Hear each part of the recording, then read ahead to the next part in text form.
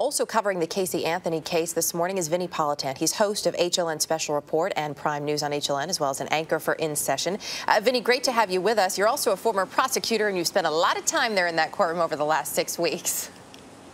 Absolutely. Good morning, Erica. Yesterday, it was such a day, the first day of deliberations for this jury, and it was coming off the prosecutor's final closing argument. And I think they had an advantage by going last. And they got a fresh jury because the first day of closing arguments was long and that jury was exhausted. They came back yesterday, refreshed, open ears, and the prosecutors went after them.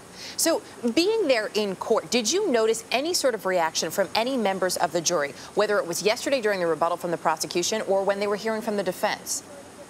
Well, let me tell you what happened yesterday, because this jury deliberated for over 5 hours yesterday, right? They come back at the end of the day, and the judge is about to send them home. What we always look for, those of us who cover trials for a living, right? What we always look for is when the jury enters the courtroom, where are they looking?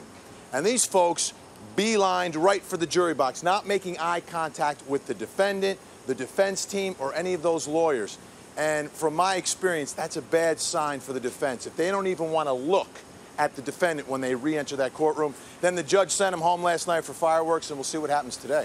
You just heard from our correspondent Troy Roberts from 48 Hours, said he spoke with a former member of Casey Anthony's defense team who said really she never believed necessarily that she was innocent, but the goal was to spare her from the death penalty. She's facing some very serious charges here, among them first-degree murder, aggravated child abuse, manslaughter. What are we looking at in terms of a possible sentence if convicted?